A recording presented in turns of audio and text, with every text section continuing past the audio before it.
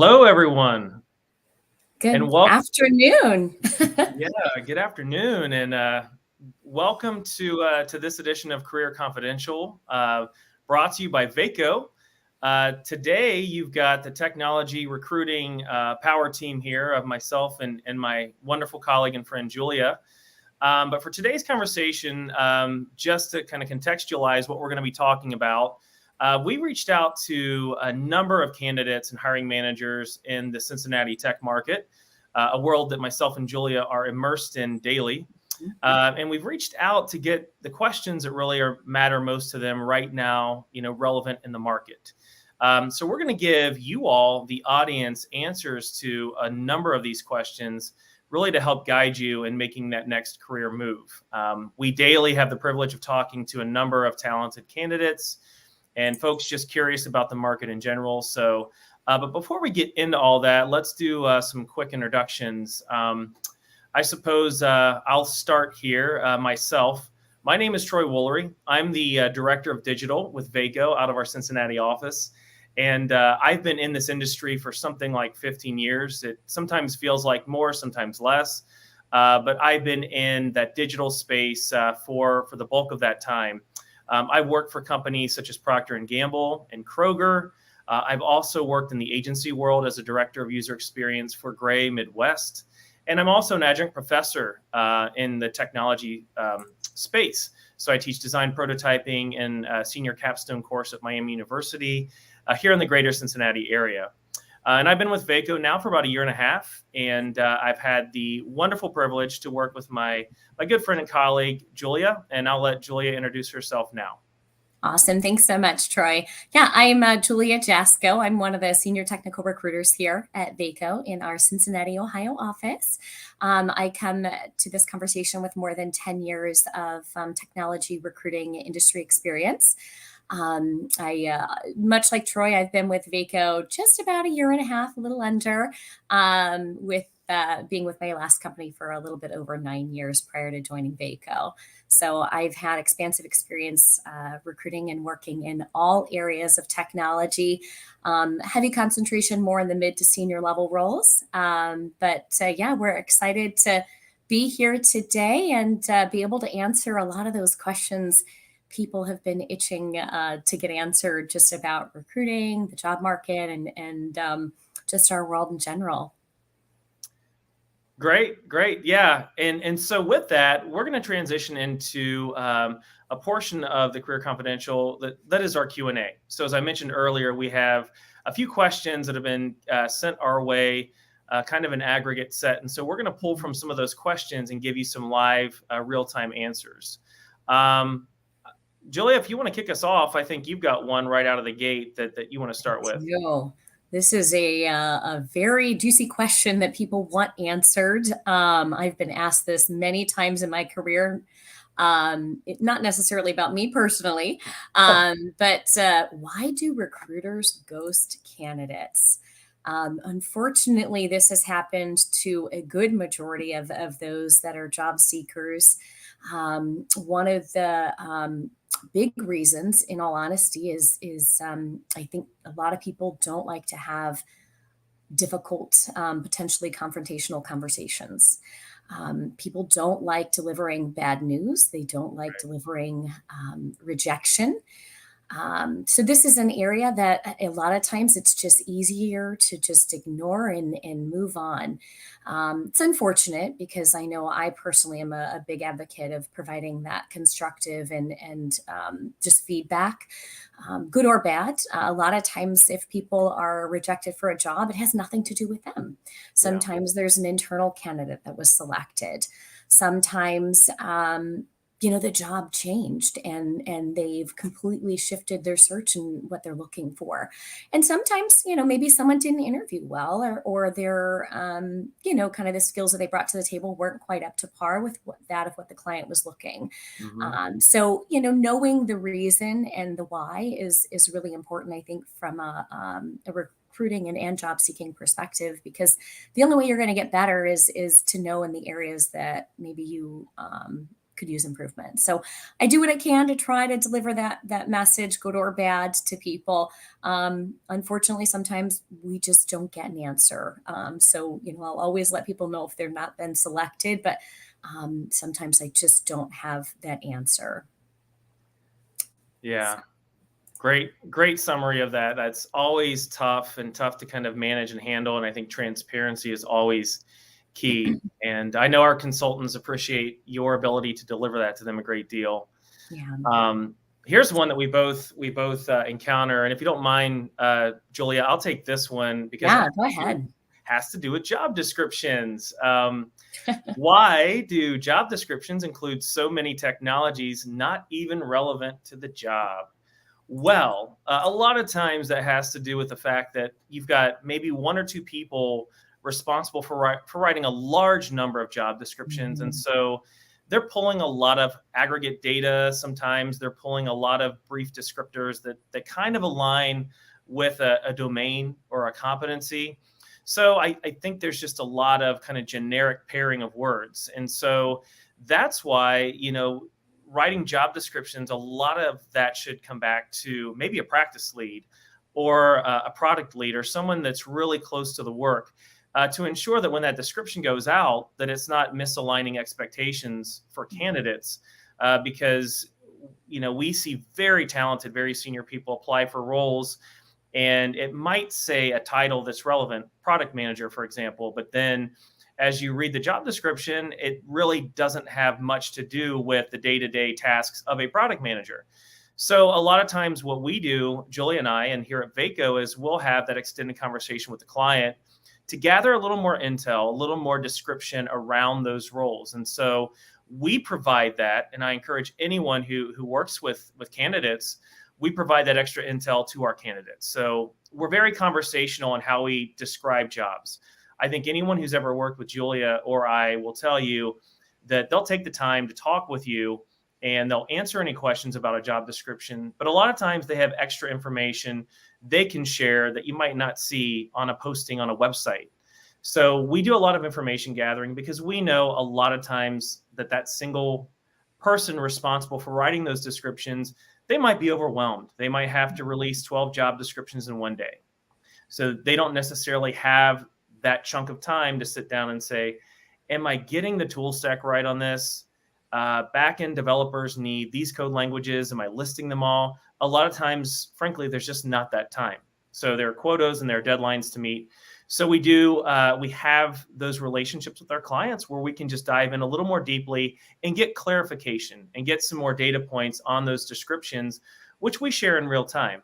And I think, one other helpful hint here or item to consider is when you're reviewing job descriptions, always reach out to the recruiter or whomever you're engaged with to say, could I possibly have a prep session or time to prepare before an interview?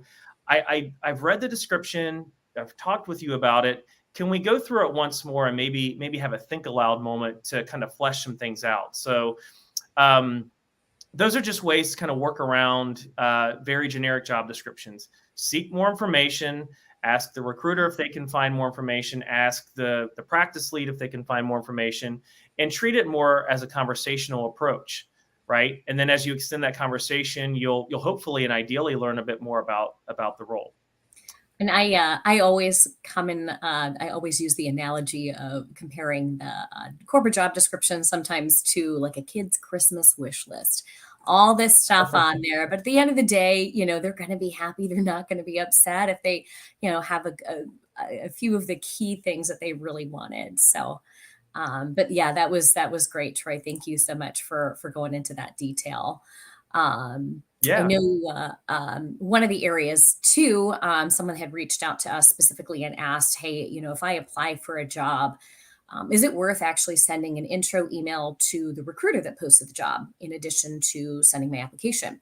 And then even a step further, what if I reach out to maybe the HR director or VP, or is that going to be a little too brash? Yeah. Go ahead. Because again, this is something that we advise as candidates go through that. If you think back to what I talked about a minute ago, as candidates look to prepare for interviews, we get asked this a lot. We set up these prep sessions with candidates, but in that kind of lay period between the interview and the initial contact, should I send, an email, an overview? And I think it depends on the client. I think it depends on the relationship and kind of the state of that conversation.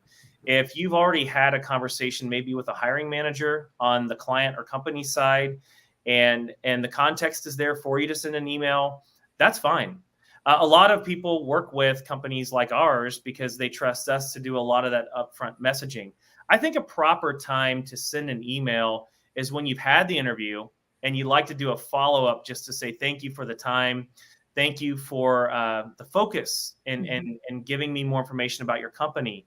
Remember, interviews are two-way. It's a two-way street. So just as you're interviewing with the company, they are also themselves projecting what they have to offer to you, especially in this market. And so, my advice is leverage, email connectivity, maybe in post. So you've had the interview, you'd like to send a follow-up, but also when you send that follow-up email, give them reasons why you thought the interview, maybe went well. That shows them, that really kind of acknowledges your attention to detail, that you listened as much as you spoke. And that will really allow you to stand out to that company and to that hiring manager. Yeah, great. And then just kind of my 2 cents on that, being the recruiter who's actually receiving and reviewing the applications. I certainly don't mind when people, ping me directly if they did apply and want to make sure that I get some visibility into their profile. I'll always at least, kind of take a look at the message. That being said, as far as reaching out to maybe someone that's like an executive level, unless you have a personal connection with that individual, that could be a little brash. Once again, it all just depends on kind of who if you have know them or have interacted with them, say at like a networking event recently. But a lot of times you do still have to go through kind of those channels of recruiting and HR to get your foot in the door within a company. Yeah, and that's great because that actually leads me to a point, kind of a counterpoint to all this, which is you don't want to come across salesy. Like you don't want to be overselling yourself, and even to a recruiter, let alone a hiring manager. So if there's a gap of time that has passed, be cognizant of the fact that recruiters are working very hard, hiring managers are working very hard, and you do not want to come across as too salesy. And I experienced that as well. We've got a lot of talented people in tow for opportunities, and they trust us to present them in a timely fashion. But be cognizant of the fact that everyone is extremely busy and everyone will get back to you as soon as they possibly can. And it's almost very strategic in its own right in how you reach out and that cadence of emails that you send. So always assume when you're working with a company like a Vaco, when you built that relationship with the recruiter, the practice lead, and whomever, that you're building trust, and the trust is a two-way street. And so we also trust that you're aware of both schedules and that, really trust and defer to us to get back to you in a timely fashion. Mm-hmm. Yeah. Awesome. And then another question that was asked, do recruiters, and this actually kind of segues from that last one, do we push back on hiring managers in regards to job requirements on postings? The particular person that had asked, a lot of roles are listed as entry level, but still require that, 3 to 5 years of experience. And that's something I've seen as a common trend on Twitter, LinkedIn, organizations posting perceived junior roles, but still an entry level roles with 3 to 5 years experience. I think first and foremost, that sometimes is an oversight on the organization's part. For example, if I go post a job on LinkedIn, I'll put the job out there, and I actually have the ability to select the category. Is it an entry level? Is it a mid to senior level? Is it a director level role? I think that maybe sometimes people just, depending on the software or system that they're using, we actually use a tool that helps push our job postings out to various platforms. So that way I'm not having to post 4, 5, 6 of the same job. Yeah. But then I do have to go back in and check the boxes. So sometimes it's just really like a software error. And then sometimes I think companies are just kind of wishfully thinking, hey, perfect role. We'd love to get someone with experience. But as the market becomes more and more demanding, fewer job seekers out there right now versus open jobs. I think companies are becoming a little bit more flexible in those, everything's a case by case basis, but, job postings that might say 5 to 7 years experience, maybe they'd be open to 3 to 4 years if it's the right person. The drive is there, Yep. the ambition, and if it's a great match from a personality standpoint. And then as far as like job requirements, we do actually often push back on job requirements on postings, especially if something is perceived as a purple squirrel. That's a common term we use in this industry, where it's or like a unicorn kind of job where there's just a little bit one too many job requirements on there that really significantly reduce the applicant pool and number of qualified candidates. And kind of working with the hiring manager, is this really an urgent role? Do you really want to get someone started in the next month, or are you okay waiting 6 months for that 6 months for that purple squirrel candidate to come through? So that's one of the awesome things about the team we have here at Vaco is, I'm average tenure with 10 years experience. Our sales team here all comes from incredible backgrounds and have wonderful relationships with our clients. And they're able to have those seemingly difficult conversations with our clients. They're not just kind of order taking, they're really consulting with them and providing them guidance and expertise. And, if a role does seem really hard, from a requirement standpoint, they'll be very transparent with them and set realistic guidelines and just kind of timelines for things. Yeah, fantastic. And I think something else that we project and we talk, let's get real. And when we talk with our clients, we want to make sure they understand when you're asking for, kind of a junior level role, but then you're asking for years of experience. The reason why those individuals command a higher salary, the years of experience are great, but what that means to a company is day one, they're ready. And the onboarding time is far less. And the ability to jump right in and problem solve and to reach out and ask the right tough questions, you're paying more for that.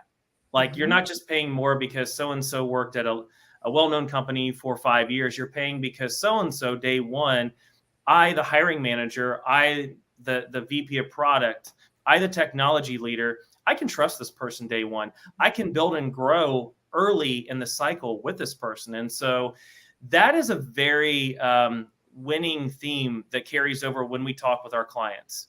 And so it carries a lot of weight because you don't want to, if you bring in someone very, very junior at a certain price tag, then level set the expectations. If you bring in that person expecting X number of years experience, that's a lot of time that you're going to spend on the onboarding and having to manage a bit more. So, and I have to give props to our clients they totally understand it. It's just, they really haven't had anyone to kind of stop and talk with them about it. So it's a very good conversation to have.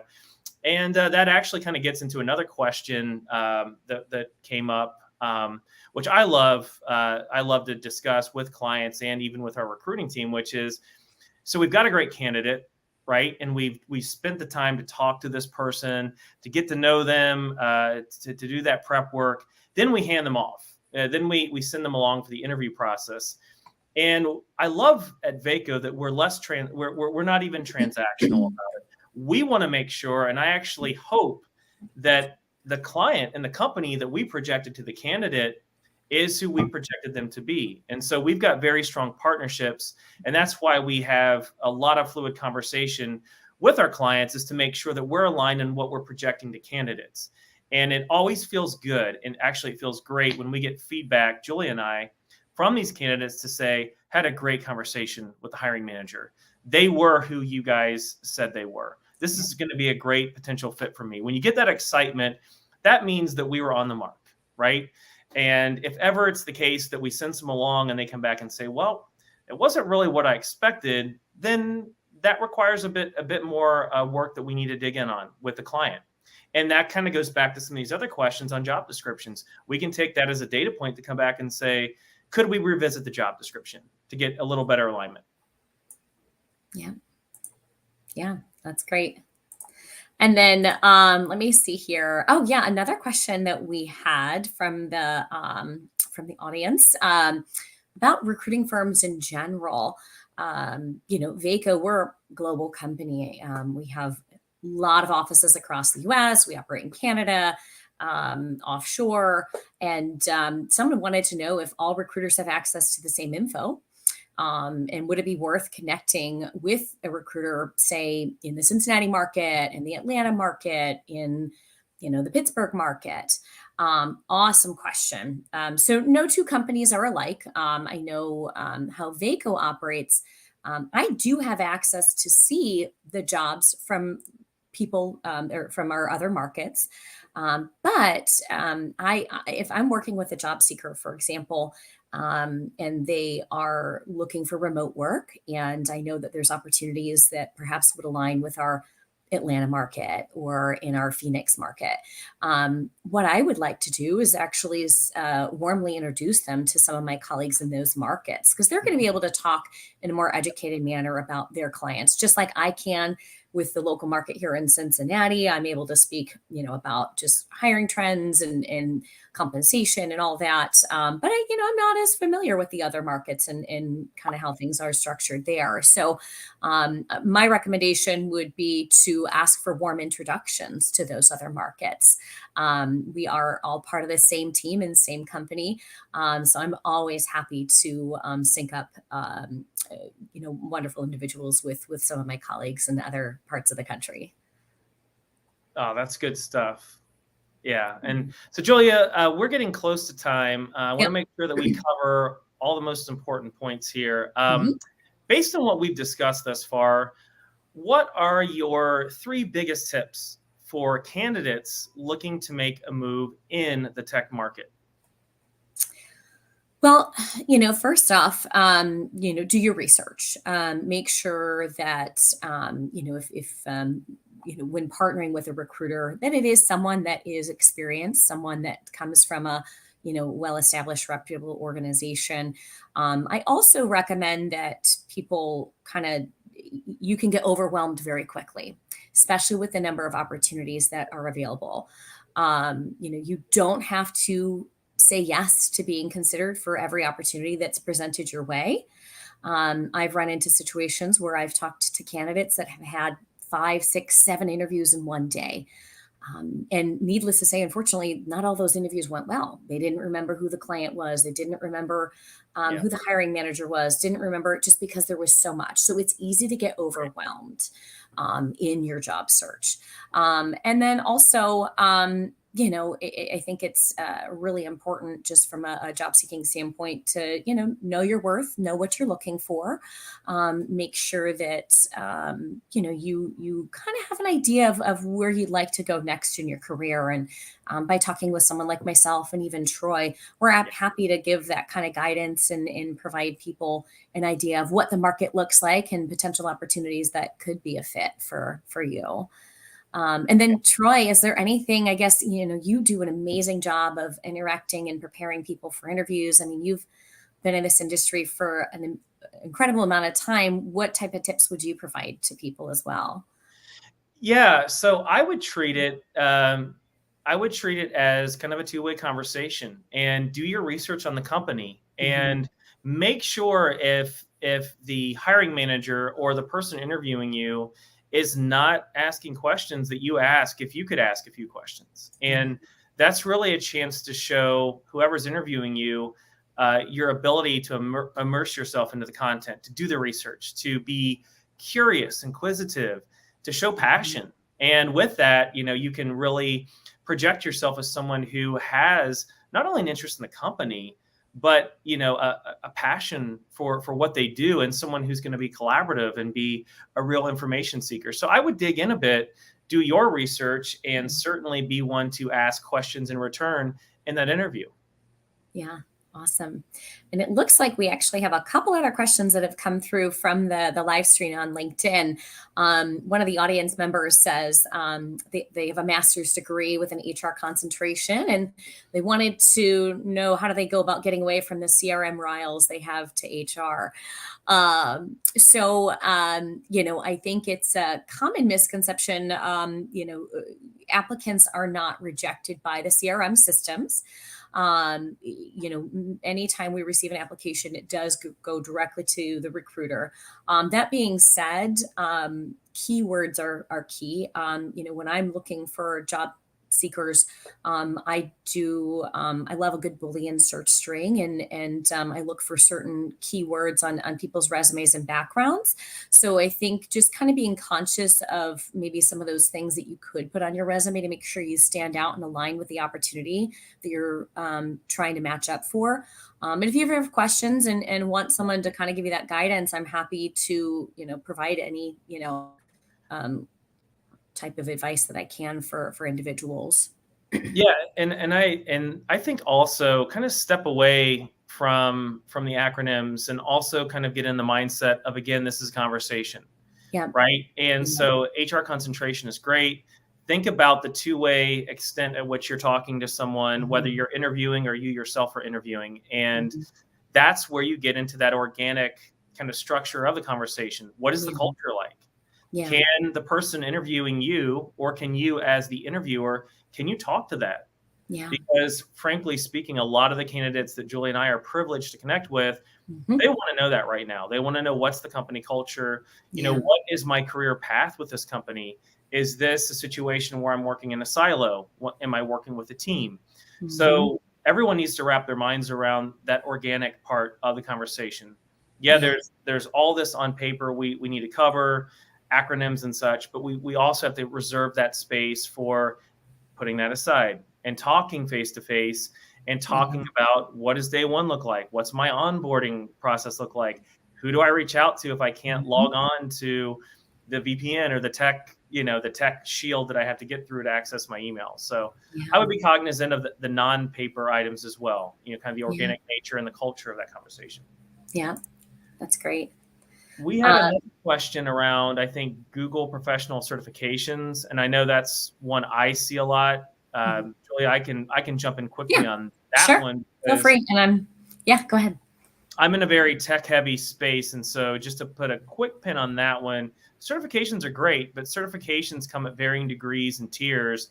You can get a great certification for free that teaches you how to manage Google Analytics. You can also pay $5,000 to get a certification that does the same thing.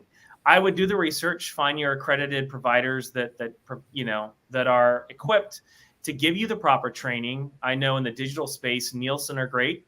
Nielsen also offer great conferences, but you can do your research and pretty quickly find, the certifications and the conferences that have the highest reviews, the highest number of attendees, and ask within your network. Go to networking events, ask people, what certifications have you earned? How have those been important and impacted your day-to-day work? Yeah, that's great. And then one last question. I know we got to wrap up, but this is about age discrimination, which is, I think a very important topic. So I hate that this is the last one, because I have so much I could say about this. Yeah. I think individuals' resumes, it just depends on your experience. Usually, as the recruiter, I typically look at the first page of a resume. Sometimes I'll move into the second page, but if your resume is 3-4 pages, if you have information that goes back 30 years, unless it's, say, a COBOL role, I'm not looking at what you did 30 years ago. And even, more than 20 years, I think a lot of that experience just isn't relevant. I often, depending on the role, will, just kind of keep it to the last 10 years. That way it's relevant, still fresh, things that you've worked on. But that's an area that I think people can, do for their resumes, is really kind of keep it to at least the last 10 years, maybe 20 if necessary. Great. I cannot say it any better. Same advice I give anyone who's been in that industry for a long time. Companies are going to look relevant experience, recent history, and great answer to that. Yeah. Awesome. So we are at time, and we would like to thank everyone. We had a great number of attendees who joined in. Thank you all so much. Thanks for the questions. Thanks for giving us the opportunity. It is really a privilege to connect with all of you, and certainly looking forward to doing this again here very soon. Yes, thank you all. We really appreciate it. Thank you so much, Troy. You've been an amazing coworker and just teammate in general. And yeah, we're excited to have been able to be a part of this event today. And feel free to reach out to Troy or I afterwards. You're welcome to send me a message on LinkedIn or a connection request. And yeah, I look forward to hopefully interacting with everyone again in the future. Yes. Thank you all. All right. Thanks.